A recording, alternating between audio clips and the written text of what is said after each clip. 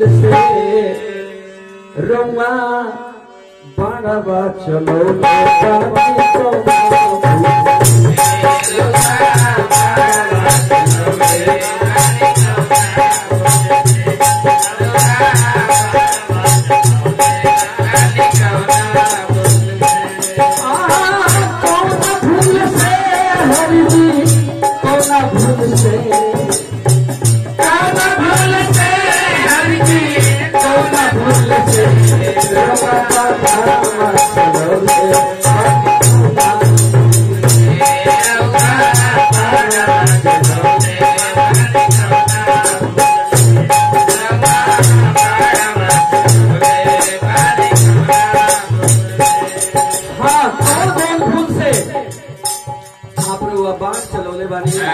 ओकर निर्णय ना ले पौली आई बताई के नहीं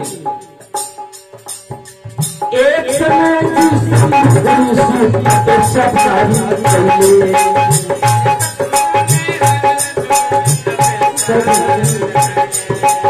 एक ही समय में शंभु ऋषि जी कई तपस्या भारी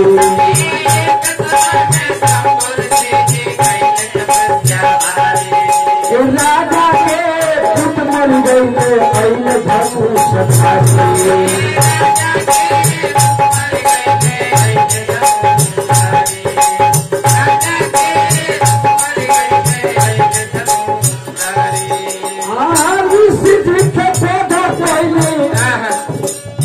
ऋषि जी के पौधा पहले कौनी फूल से ऋषि जी के पौधा पहले कौनी फूल से कहल गई कि एक समय शंभुक ऋषि जो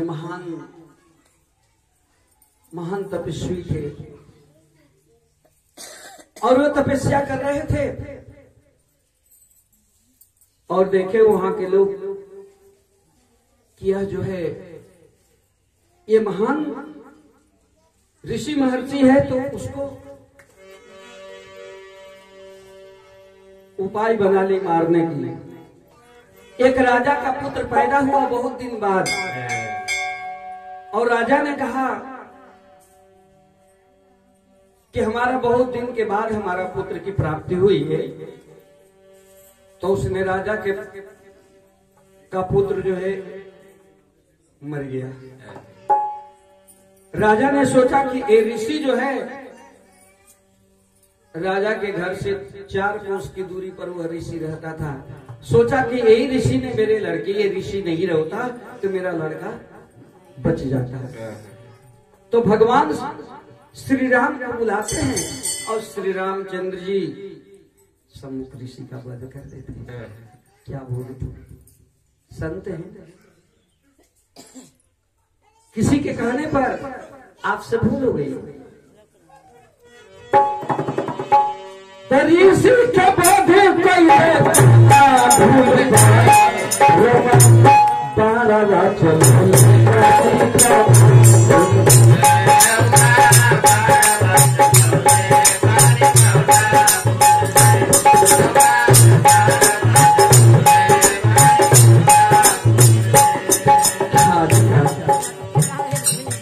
एक से और ही तपस्या रहे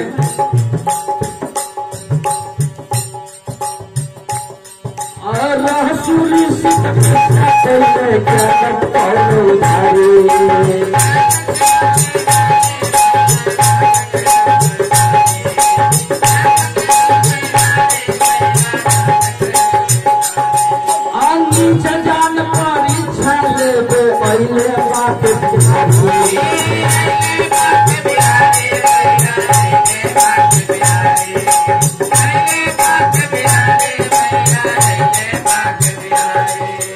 सिर फाड़ के भुजा निकल गई,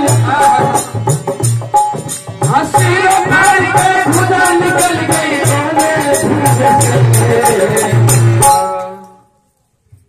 कहतनी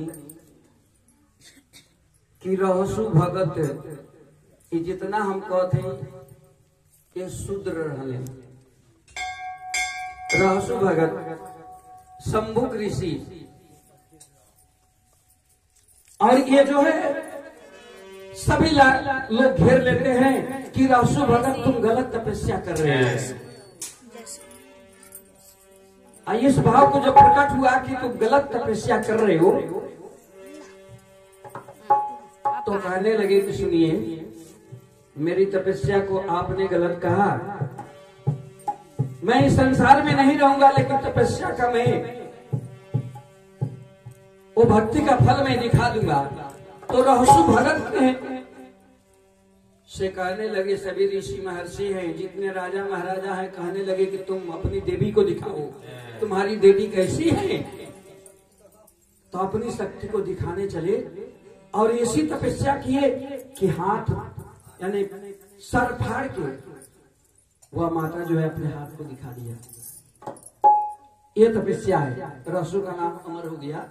इसलिए कोई भक्त, तभी कहा गया कि भगवान का भक्त कोई जात विशेष का नहीं होता है, भगवान भगवान का भक्त होता है, कोई भी हो। किसी ने फाड़ के निकल गई रवा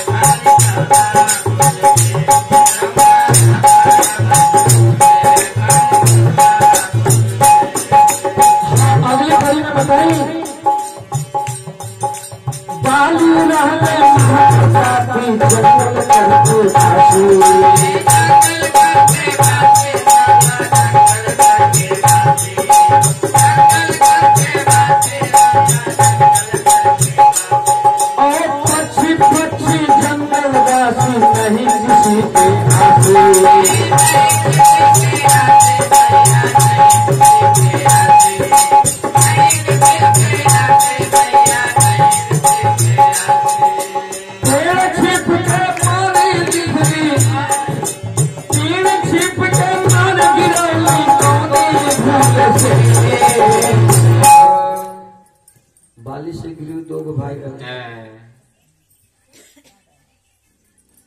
बाली से गिरी दो भाई रहे और जंगली जानवरों का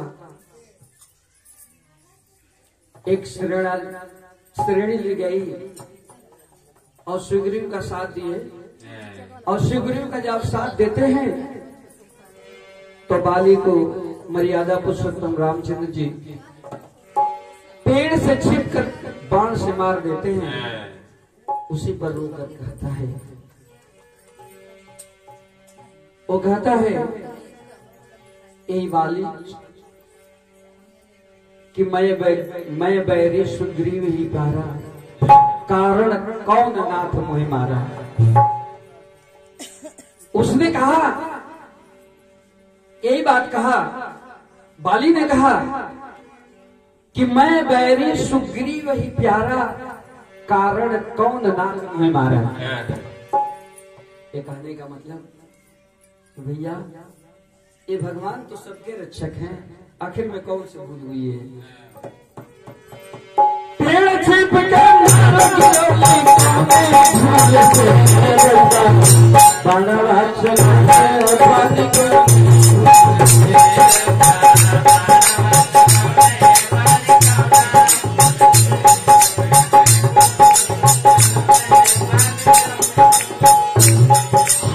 आखिरी में बताओगे भैया ने विश्वास करके तीन सूत्र को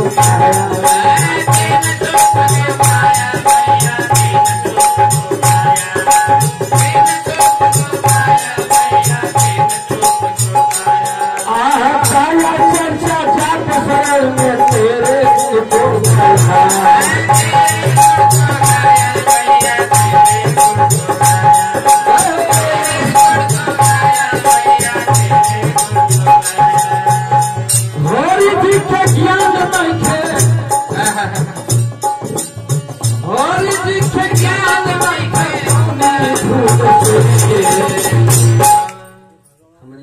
ज्ञान नहीं रोज से ज्ञान मांगा था नहीं कि हमने के ज्ञान दे प्रभु